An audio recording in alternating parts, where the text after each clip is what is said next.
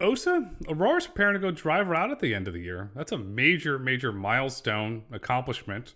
How is Aurora preparing for that milestone and accomplishment? Yeah, thank you. We're excited, but also disciplined. I would say that we are preparing much like an elite team would prepare for an Olympic event. What I mean by that is not a lot of people pay attention to the pre-qualifying events, the hours of practice that go into becoming just a little bit better. But that's actually what we're doing every single day. We're practicing as a team, getting just a little bit better every single day so that we will be squarely ready for the main event. It was interesting you say that. I was watching a documentary on Bloomberg last night about Cal Ripken Jr. and Ripken Sports and how these children are becoming better and better athletes because they're getting exposure to these different environments. And Ripken Sports is something really, really cool in Aberdeen, Maryland. They actually recreated legendary fields, Wrigley Field, Yankee Stadium, Camden Yards, to have that child have that exposure, that realism. Do things go into your planning? You have, and I've said this many times before, and I'll say this again, in my opinion, you have the world's best perception system, but a lot of planning has to go into that. Are you taking these real world environments, simulating them as you prepare to go to your real world drive route operations? Absolutely. So, as you know, we are on the road every single day on the I-45 corridor, Dallas to Houston. And so we are putting the truck to the test there. But we also take events that are far more rare and simulate them. And we come up with normal, relatively rare events like a multiple car pileup, unfortunately, but also things like an airplane emergency landing on a freeway. And we simulate that to make sure that even in the oddest of circumstances, we're behaving appropriately. And then the third way we're testing our way forward is through test tracks. And so there are events that we can simulate, whether it be a pedestrian or a bicyclist darting into the road, or somebody harsh braking in front of us. And we can do that on a test track with dummy pedestrians in a way that we could never do on public roads that give us the confidence that we are ready. You're leveraging the best of all three worlds. You have on-road, you have track, and you have simulation. And I'm going to throw another ingredient into here because unfortunately Houston was just hit with a hurricane, and it's known to get hit with hurricanes. Texas has some weird weather. It gets really hot, it hails, it rains, it gets windy. How do you prepare for the unpredictable weather environments that could happen in Texas? Absolutely. So I'm based here in Dallas, Texas, and I'm very familiar with the weather patterns for better or worse. And while it may seem like it has unusually bad weather, Texas on the whole is actually a great place to learn to operate. And so not only did we have the weather storm come through Houston yesterday, and we're still seeing the effects of that, but we also had the solar eclipse. And so we find these as incredible data points. And for the record, the Aurora driver operated flawlessly during that total eclipse. And we gather information in rainstorms and any kind of weather that comes our way. The good news is it's largely sunny here. And so we have plenty of clear days to practice as well. The next solar eclipse, I was shocked to learn this because there's somebody who's a friend of mine, and I'll remain anonymous for this story. He told me the next solar eclipse is taking place over at Disney World. And this person is actively trying to get hotel rooms and tickets, planning for this. I said, I don't want to be there because you already know the Magic Kingdom is already packed as it is. Can you imagine the Magic Kingdom on a solar eclipse? And this is my opinion. It's mayhem. I don't want to be there. No, thank you. I'll go when there's less people there. But that aside, when you're building the safety case that you have Nat Buse on your team, who's a phenomenal gentleman, does weather go into the safety readiness and goes into the overall safety case, where if you're looking at a meteorologist or you have a weather report say, hey, we're going to have high winds today, or there's a potential chance of hail, Aurora driver won't run, do you put all that weather planning into that safety case? Yeah, so we approve safety cases dependent on an ODD, operational design domain. And so in our very first ODD, it is clear weather that we'll be operating in. And so clearing those hurdles is much easier. We also have hurdles for wind, for rain, for hail. And one thing that we, are not yet testing yet, just given that we are practicing mostly in Texas, is snow and ice. We see that as inevitable, that these are just gates to further expansion of the ODD. It's just a matter of time, but we're collecting data on all fronts. It's fascinating if you fast forward in time, no timeline on this, and you look to where the Aurora driver can operate in sleet, can operate in snow. You open up the Northeast, you open up the Port of Baltimore and the various ports in the Northeast, which creates a potentially very big business for yourself and your partners. One of your partners that you've had a long-standing relationship with has recently been expanded is Uber Freight. How is the relationship with Uber Freight impacting your planning for drive route operations?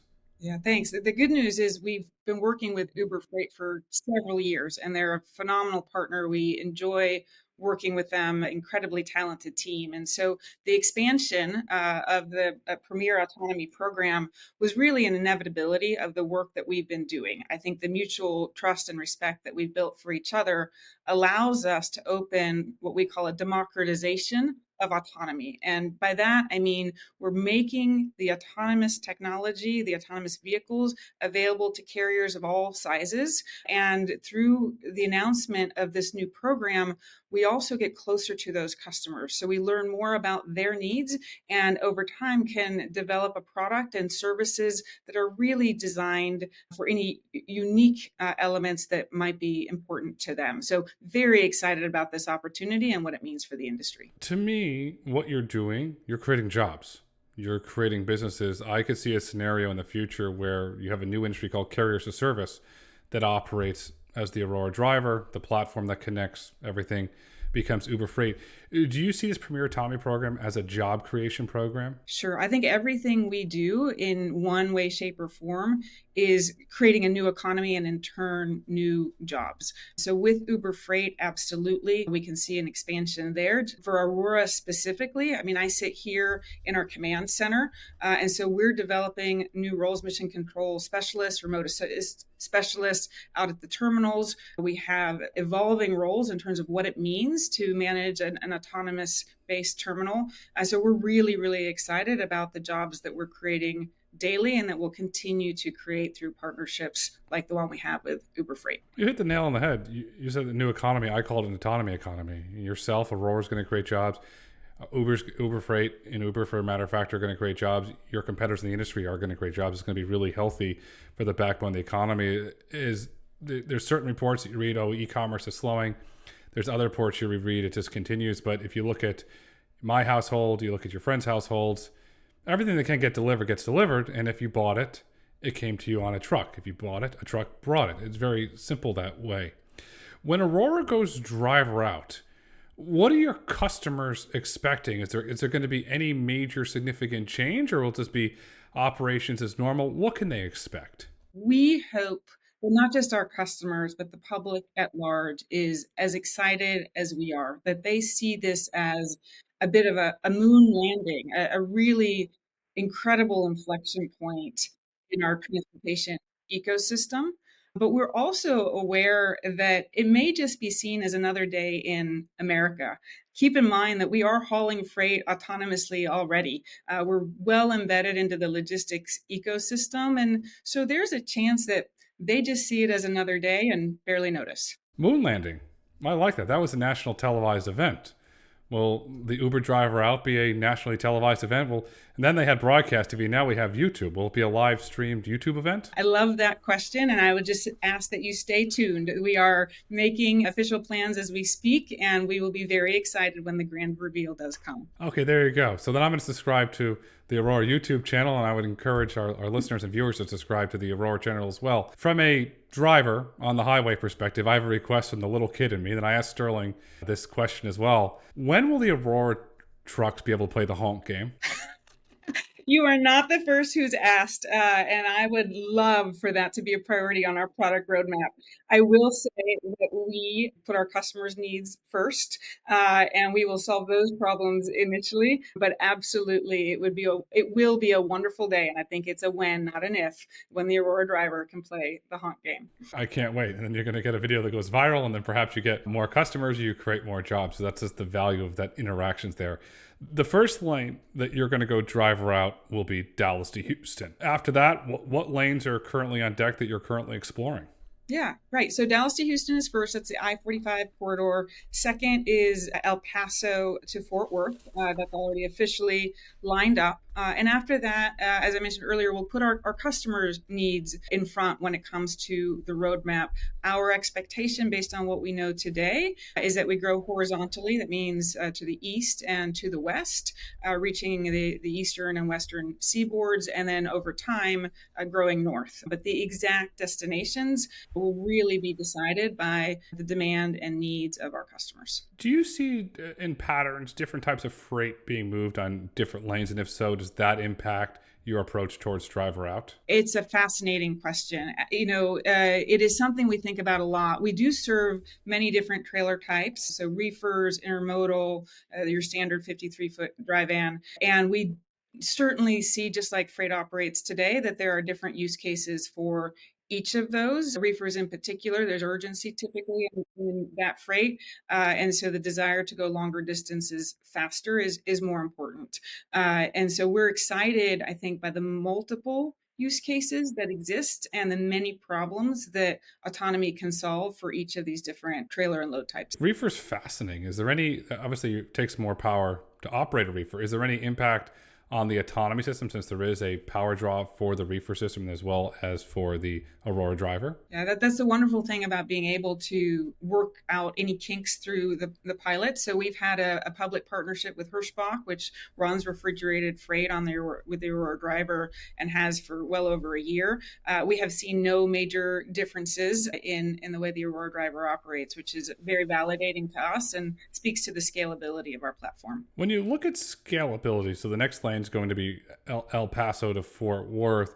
Do you see the time when you can go driver out accelerating for each lane? I'll give you the example. Waymo's been very public about that. When they go to a new city, they've learned a lot. It seems like they're spinning up these cities much faster. Will the same thing be true for Aurora as you expand to new lanes? Yeah, absolutely. With any new product, the hardest part is 0 to 1, right? That's the phase we're in right now. And we fully expect rapid expansion and scalability, not just with the first lane, but the second, and then each one becoming successively easier after that. So we're excited for the inflection point we're about to hit. Where is the Continental partnership? I met with Continental and spoke with them privately, and they speak very vocally about the partnership with Aurora and what it's going to enable to do. They used to call hardware is hardened. You can use that term. Hardware ready, you can also use that term. Where does that relationship with Continental fit to allow you to go driver out? So Continental is a wonderful partner and we enjoy working with them. They are going to be much more important in years out when we're operating at mass scale, meaning thousands of trucks. So what Continental is working on is really a design and a systems integration with the OEM so that the Aurora driver gets installed on the production line. And so Continental is a wonderful partner at this moment, but we're not dependent on them for driver out at the end of this year. And in addition, I think Continental plays a hugely strategic role as we scale both supply chain efficiency, safety standards, and internationalization. You made a very, very strategic acquisition years ago when you bought a LiDAR company. And as I said earlier, your perception system is second to none. What advantages does that, let's call it the Aurora LiDAR, give you as you're going driver out? Does that become a massive competitive advantage for you? Absolutely. We call it FirstLight LiDAR. It's long-range LiDAR.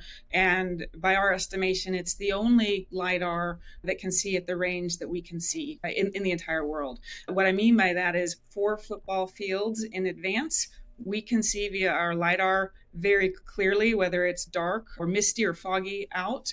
And just to put that in perspective, on a dark night driving down the freeway, if there's a pedestrian on the side of the road, we, the Aurora driver, can see that pedestrian 11 seconds faster than the human eye or a typical camera. Wow. 11 seconds. I'm going to put on my NHTSA administrator hat. And for the record, I have no interest in being NHTSA administrator, but I'm going to put my NHTSA administrator hat on. That seems that's a life-changing statistics, that 11 seconds. Are you messaging that to the public? Because if I'm sitting here as a member of the motoring public and I have my child in the car and I'm next to an Aurora truck or Aurora truck's coming the other way and I know that you could see 11 seconds ahead and that you're not distracted, to me, you just unlocked the most difficult thing to build, trust. Now I'd much rather be on the road with an Aurora driver than I would a traditional truck. Are you messaging that? Thank you. Yes, we're trying to get the word out very broadly. We have videos on our website that anyone can come and check where we've actually done this in real life, right? On the road, identified a pedestrian. And what we find by that is for accidents that others would have considered unavoidable because they just saw something too late, those are non-issues for us. We just change lanes and it's not even an issue. And to put this in a little bit of perspective, we took all the fatal collision data that exists for the I-45 corridor, that's the Dallas to Houston opening lane for us, over the past 5 years. And we looked at fatalities that involved a truck. And then we re-simulated those using the Aurora driver And in good news, we would have avoided every single fatality. That means that dozens of people that are no longer here today would still be alive. And we find that that's why I'm here. I mean, we are profoundly working to change the safety of our roads and make our world a better place to be. It's a game changer. It's just, we live in this society, and I'll use the term here, sad, where if a celebrity or a famous person or a politician that's well known gets into a car crash and perishes, it's frontline news. But yet when your neighbor, your friend, your parent gets into a car crash and perishes, you don't hear anything. And the sad part about this is that person was a celebrity to their family. And it doesn't matter that it wasn't national news. It's still a major issue. And what the technology that you're developing at Aurora is going to save lives. And that family will be held together. They can have a wedding anniversary. They can see their child graduate. It's completely game changing. Yeah, what a lot of people don't realize is that over 40,000 people die on American roadways every single year. That's like a 737 falling from the sky every single week. If a plane fell from the sky every week, America would be outraged. We would all be protesting the streets of the Capitol, and yet here we are acting like it's part of our human condition. And so that is part of what we have in front of us, is to help people see that there's a better way, and that technology can be used to really, like you said, help keep families together and intact, which is maybe one of the most important missions that you can do as a career. It's not important, it's mission critical. I've written about this before, I've said this before, and I'll continue to say it. We have a national epidemic in this country, and it's called distracted driving. It's only going to get worse. I spoke to some individuals that work at NHTSA, and fortunately, there's a report coming out that's actually going to shed real government data on how bad distracted driving is. I don't have data to back this up when I say this. I believe distracted driving causes more carnage on the road than drunk driving. But yet, we're numb to it. And if you look at this younger generation, let's say they're from the 10 to 12 years old now, anywhere from 4 to 6 years, they're getting a driver's license. And the moment they get in that vehicle, the addiction to the phone doesn't stop. There's been a fascinating book that came out this summer that I read about the addiction that children have to this phone, and the roads are only going to get more distracted. I bring that up because the thing about Aurora, which you don't talk about a lot, but you still have a car program, and you have a partnership with Toyota on that. So you're saving lives on the truck side. You're increasing the supply chain, you're increasing the economic efficiencies. And then at some point in the future, you could ramp up the car program. The Aurora driver could easily go into delivery. You think about how many lives that you could save there, what the economic benefits are. It really, truly gets fascinating because the addiction to the phone's not going to end. Autonomy is going to solve that. And that's what Aurora's working to build to solve, in my opinion. Yeah, and for me, it's personal as well. I have a 15-year-old who's about to turn 16 in September and has already made her driver's license appointment, and then a 14-year-old who will fast follow after that. And yes, I want more than anything for the roads to be safe. And my guess is, if you met my daughters, as proud of them as I am, I believe the Aurora driver would be more capable than they are on the public roads. Yeah, I have a daughter not that old, but getting there, and yeah, we're behind the wheel of a car. I was behind it. We have emotions, and we just saw Inside Out too. You want to talk about emotions? We don't have the people inside of our head doing all sorts of wacky, cool stuff. We have real emotions. Oh, and you're a guy. Oh, somebody must challenge you to a street race. Oh, okay. Well, the Aurora driver's not going to do that. It's not going to have all these emotions and temptations to do that. And most importantly, the Aurora driver is not going to stare at a phone the entire time that it's motoring down the road. And that's the beauty of autonomy. That's right. So, but not only distracted driving, I think that's important, but think about the power of the technology. We talked about the LiDAR and the range, but it's also 360-degree view around the vehicle. And so we as humans have two eyes that sometimes close and a brain that can get distracted. The Aurora driver is constantly taking in so much data to really process the world around it, and does some really cool things. If it sees an aggressive driver approaching from behind, it'll nudge right. If it sees construction workers or an emergency vehicle up in front, it will change lanes. And it can do that because it's basically like having a head that is on a constant swivel and always alert. And so the power of this technology is simply profound. It's profound. And you're a polite driver. Your team was very kind to put me in the truck in Palmer, Texas, and I went for the ride, and I saw that firsthand. Obviously, that's not scalable, but what I saw built trust. How do you take what I saw in Palmer, Texas for going for a ride in the Aurora truck and scale it to build trust? Is it a series of videos? Is it a series of lectures at local schools? Is it law enforcement engagement? How do you scale that trust that once you go in the Aurora truck, that builds that trust? It's all of the above, everything you mentioned and more.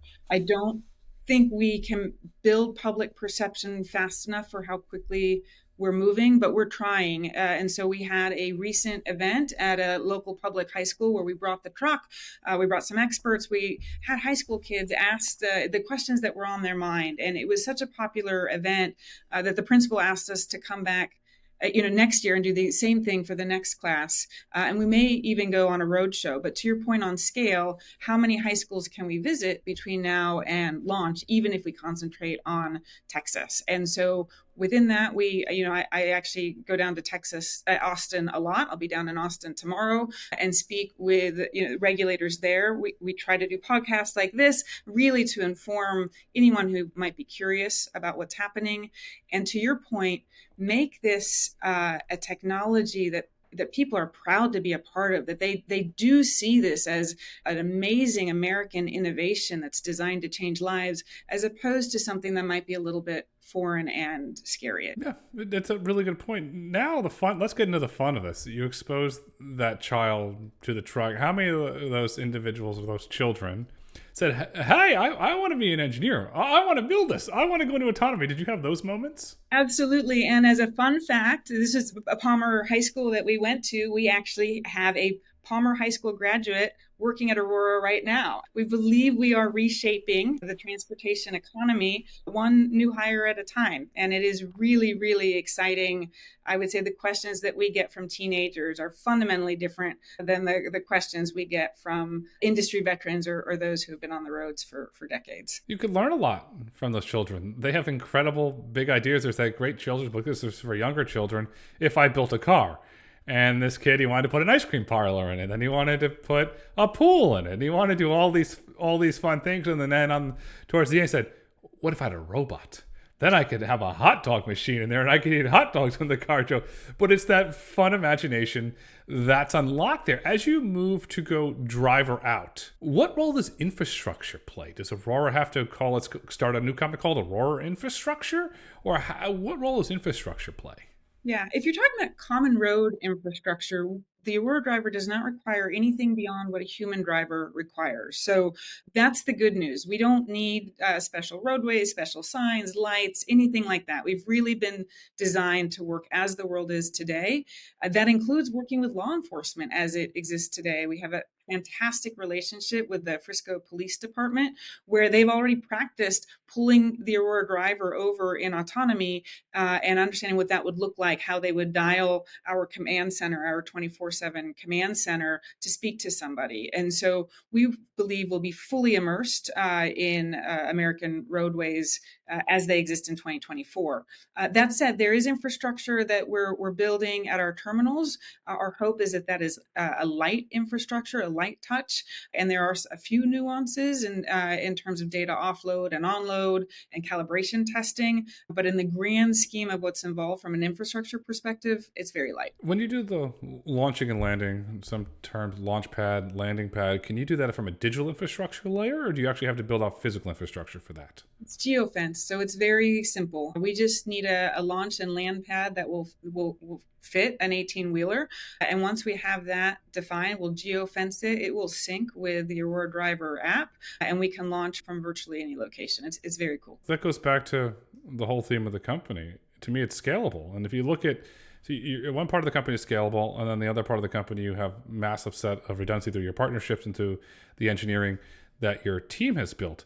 On the redundancy standpoint, Aurora has partnerships with both PACCAR and Volvo on the OEM side. A lot of questions. When can we expect to see who's going to be the launch partner announced? Yeah, stay tuned. We're very excited about that announcement, but unfortunately not ready to make it today, but it's coming. So we'll keep you posted. Okay, that's fair. Well, we'll wait, and we got 50-50 odds, and that's the way I can say it. We could flip a coin. We don't know which way that's going to go. What advantage does Aurora have from having two OEM partners? Yeah, this has been part of our strategic design from the get-go. Just like we wouldn't want only one pilot partner, only one OEM could limit the way we see and understand the world. And while there is rightly, diminishing returns to a wide variety of OEM partners, two on the trucking side and one on the passenger car side has given us great insight into what it will take to scale this across what we hope to be all the base platforms over a period of time. We've also, really benefited from the expertise of those partners and learn something from them every time we chat. So if there is capability to add, say, a third and a fourth OEM on the truck side as you scale? Yeah, I think in the long term, in timeline to be determined, but our putting our customers hat on first and serving their needs, our goal will be that ultimately the Aurora driver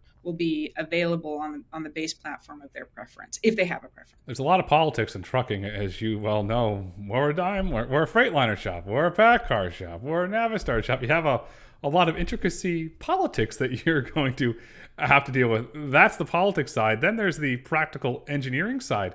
How are the Aurora engineers able to develop for all of these platforms, or do you have individuals inside of Aurora that specialize on the PACCAR platform, specialize on the Volvo platform? Yeah, so it depends on if you're talking about our software engineers or our hardware engineers. The good news on the software side is our platform is relatively um, uh, indifferent on the base platform. It works the same, and the transferability we've already seen, right, across Volvo and PACCAR, but also across Toyota. And so, from a software perspective, we can continue to develop regardless of what's underneath the vehicle. On the hardware side, there is, like you mentioned earlier, nuances between each partner. And so right now we believe, the three partners we have, if you include Toyota, are all creating meaningful value, but there is time and attention that needs to be spent with each partner. And so we want to scale thoughtfully. And right now we feel like we have a great set of launch partners, and we'll, continue to invest in those relationships to ensure that our customers get what they need. There's a lot of nuances in trucks, and firsthand, I give you a lot of credit. You got your CDL. What was that like? And I said to you earlier, I have a dear friend, and he said, when you go to CDL school, the first thing they teach you is forget everything you learned and rebuild. What was it like getting your CDL? Yeah, it was a lot of fun. I will tell you that I had a blast, but it was also a lot harder than I thought. So I emerged with profound respect for the truck drivers on the road today, both the Aurora drivers that we employ here today, but also all the truck drivers that are navigating American roads. For me, start to finish, it took, I think I started in August and I was officially approved in March. It was well over 100 hours of training, and I learned so much along the way. This is fascinating. Now I'm going to have fun. Did you have to try different truck platforms where you drove a Freightliner, you drove a PACCAR, you drove a Volvo, you drove a Navistar to learn all the nuances? Did that go into your CDL training? So that's not a requirement. I trained on a 2017 Kenworth with a 53-foot trailer. Here at Aurora, we have PACCAR Peterbilts, and Volvo trucks that are newer platforms and a number of different trailer types. I will say there is, of course, nuance amongst all of them, but in speaking with experienced truck drivers, which I am not yet one of, I'm still a newbie, the real magic lies in practice and experience. And from that perspective, it also gave me great confidence in the Aurora driver, who has over 3 years of on-road experience on multiple platforms and over 1.5 million miles in autonomy. So make and model matter a little bit, but in the grand scheme of things, it's behind the wheel experience that's going to make a difference. It is, and soon at some point the Aurora driver will have billions of miles. It'll just keep going. Perhaps the Aurora driver becomes the world's first billion miler. We have the million mile driver, the 2 million mile driver, and perhaps the Aurora driver becomes the world's first billion mile driver. If you count our simulation work, we're already there, right? So we've absolutely driven billions and billions of miles in simulation. And yes, at the scale we're operating at, we will soon crest that in real world as well. Since you went through the CDL training, 100 plus hours of training, do you look at the Aurora business differently now? Yeah, as I mentioned, I think it made me a better leader. I believe the best leaders have profound empathy for their teams, which means they can relate and understand what their people are up to and worried about. And the operations team, the commercial operations team, rolls into me. And so just having a better understanding of what they're going through day in and day out, I think was greatly helpful and insightful. Also being able to speak a little bit more the language and the vocabulary that you just learn along the way and getting your CTL, everything from air brakes to pre-trip inspection to a number of other things you might see on the road. The other element that I think helps is just understanding, as you mentioned, the nuances of driving an 18-wheeler. It's not the same as a typical passenger vehicle, and there are a lot of considerations in terms of the weight of the vehicle, how quickly one can actually brake, harsh braking, the effects one has when changing lanes, and so there's a number of elements there that I think make me a more sophisticated steward of how we are progressing the Aurora driver. But in order to make a very long story short, I would say if you're talking about driving an 18-wheeler, I trust the Aurora driver a heck of a lot more than I trust myself. It's different. Yeah, I would too. If I had my CTL, I have emotions. The Aurora driver doesn't have emotions. It doesn't think about, are we getting a recession? Are we getting a hard landing, a soft landing? It doesn't think about what I think about all day is economic data. Let's dive into the economics of Aurora. Why are businesses wanting to partner with Aurora? Yeah, I mean, as we talked earlier, I think the safety benefit alone creates a fantastic use case to incorporate the Aurora driver into one's fleet. But the advantages actually only start there. That's the magic of this. So we recently published a report on sustainability and fuel efficiency and found that autonomous vehicles, including the Aurora driver, ought to increase fuel efficiency by 30%. That's pretty incredible. And that's just because a lot of times human drivers, through no fault of their own, do unnecessary acceleration, braking, their speed's not always constant. And so you'll see immediate fuel efficiency gains. We also talked about distance traveled. So you're not subject to hours of service limitations. And so freight that might take 4 days currently to cross the United States can get there in 3. And if you then multiply that times all the vehicles on the road and all the freight that's being factored in, you can see the ecosystem almost reshape as goods travel with greater speed and efficiency. So the opportunities are endless. And honestly, that's just the tip of the iceberg. Lower the cost of shipping goods. I was looking at having something shipped the other day to my home, and I got the shipping price. It was $395 to ship this thing. I think it weighed 60 pounds. It was a big object. I was like, holy cow, no, thank you. The object was $170. It was a foam board, and the shipping was $395. This is a flat out no thank you, but if it went on a truck that had the Aurora driver, perhaps with the 30% fuel savings, the other savings that come along with it, perhaps it was $200 to ship it. Okay, yeah, I'll do that because that's the value that autonomous trucking is going to unlock. It's going to unlock in a massive amount of cost savings. How do you see the margins working with your customers? Do you see your customers having larger margins when they operate with the Aurora driver than they do operate traditionally? Yeah, so, I think all of our partners have slightly unique needs and unique networks. And so the direct impact for them will be unique, and we'll let them answer the specifics of that. And then, yes, certainly with margin, you can take two approaches, right? You can take the extra profitability and reinvest it in your business to grow scale, so get bigger.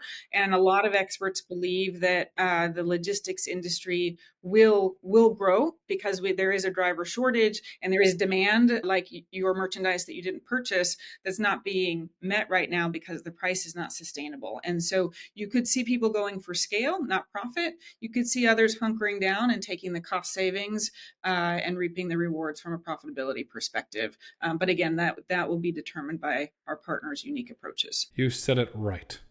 I want to repeat this. You said it right. You're giving your partners the ability to make a choice. You're not dictating. That's the way it should be. Absolutely. Our customers come first. One thing in my long career that I've realized time and time again is the companies that last 100 years, the ones that we're still talking about today, they put their customers first always. It was at the center of everything they did. And that is partly why I'm here, is to make sure that we are listening, understanding, and developing the Aurora driver, not just for the needs of 2024, but for the needs of our customers for years and decades to come. There's a store in the Northeast, and I've interviewed Mr. Leonard Jr., Stu Leonard's, and for the record, they have the world's best, in my opinion, oatmeal raisin cookies. And when you go into Stu Leonard's, there's this big rock. My uncle actually made it for them. And it says the customer is always right. And then the rule, and rule 2, reread rule 1. And they built this whole philosophy about the customer is always right. And Stu Leonard's has grown in the Northeast into an extremely profitable business because they put the customer first. And there's a lot of other use cases with putting the customer first. And then unfortunately, when you see a company that doesn't put the customer first for a variety of reasons, which we saw with very publicly with Disney when they put all the restrictions around the parks and they raised the prices, it didn't work out too well. Bob Chapek was thrown out as CEO. Bob Iger came back. And now now the magic is back at Disney, or at least it's getting there, because you always have to put the customer first. And that's what Aurora is doing. What's Aurora's business model today? Is it licensing? And will you see that change as you scale? Let's say you have 3 lanes, 4 lanes, 5 lanes. Let's go fast forward. 10 lanes. Will the model change over time as you scale? Yeah, absolutely. Yep. And so right now we have really 3 go-to-market paths. One is direct and through as you correctly called it, a terminal as a service. So we are hosting the terminals and transporting freight on behalf of our customers directly between the terminals we talked about, Dallas to Houston, Fort Worth, El Paso. We also have a great relationship with Volvo that extends beyond the OEM relationship. They have a company called, or a subsidiary, I should say, VAS, Volvo Autonomy Solutions, where they are offering really driver as a service right now and working alongside of us to make that another option for customers. And then, of course, the third, which we talked about, is the Uber Freight Premier Autonomy program, which we talked about earlier and just launched. But we see that evolving even further over time, where you can see, if you think about it in terms of the airline industry, there are big, massive airline hubs. I live in one of them. DFW is one of the major airports in the world today. And you can see clusters of autonomous vehicles at these massive ports, if you will. We can also see very large carriers maybe designing their own, call it private plane airport, where it's a much more customized need and set up for them, where they get to control the endpoint destination. And we see those networks building out over time. And I'm super excited to sort of follow the path of demand and growth. And we're not being so rigid in our planning. We do like to plan at Aurora that we couldn't adjust based on what the market really wants from us. When you look at it from a terminal perspective, what you describe is music to the ears of Prologis, and Hillwood, and Blackstone. They're going to love what you describe because it adds another growth. Right now, Blackstone and Prologis are in this fight over data centers. Well, here's the new thing. Start building autonomous trucking terminals. It ties into your commercial real estate ambitions and your portfolio that you currently have. Overall, what impact do you see Aurora having on the trucking industry? Yeah, so I actually think our impact is well beyond the trucking industry. Several have come to us, very similar to your analogy of the $300 shipping cost, and really shaping air freight as well. There are clearly use cases where an autonomous truck will outbid what air freight does today, both from an expense, certainly from an environmentally friendly perspective, and a customer needs perspective. And so we see ourselves not just transforming trucking, but transportation and logistics broadly. And I think we're just at the cusp of what we're going to see in terms of the transformation of how we move, how we receive goods, how we think about distances. All of that is about to change in ways we can't even imagine. Much the way the internet in the 90s was at this inception, and people couldn't imagine what was possible 20 years later. So that's what I'm excited about. Autonomy is going to transform the U.S. economy and the global economy. We haven't even scratched the surface. To give you, going back to a baseball analogy, we're still on the top of the first inning for where this technology is going. We're still on top of the first inning for Aurora as a company to where you're going on this long journey. In your opinion, Ossa, what is the future of Aurora? Future's bright. It is a very exciting time to be here. Aurora is first and foremost putting safety at the center of everything we're doing. And if we accomplish one thing, which is making our roads safer and our world better, we will be a happy company. But I think safety, as I mentioned earlier, is just the beginning. We have assembled a team of experts, and by that I don't just mean Aurora employees, although I'm very proud of the team we have here. The experts extend into the entire ecosystem, from Continental, PACCAR, FedEx, Volvo, Toyota, you name it. We're collecting industry experts to help reshape this ecosystem into a world that is going to see change like it has never known before. Partnerships are going to make autonomy scale. It's not a one size fits all. It's a partnership endeavor, and you're clearly leading on the partnership front. Oh, so this has been wonderful, and you are right. The future is bright. As we look to wrap up for today, what would you like our listeners and viewers to take away with them? I'm reminded of the words of John F. Kennedy as he was talking about landing a man on the moon. And he said, "The United States was not built by those who waited or rested or hoped to look backwards. This country was built by those who looked forward." And that's what we are doing constantly every day. We're looking forward, we're taking it one day at a time, but we believe the change and the improvement that's in front of us is going to be amazing. And we hope people see autonomy the way they saw a moon landing, because it will be inspirational. President Kennedy said it right. Look forward. I'll add my own line. Look forward and build. The future is bright. The future is autonomous. The future is Aurora. Ossa, thank you so much for coming on the road to autonomy today. Thank you. It was a pleasure.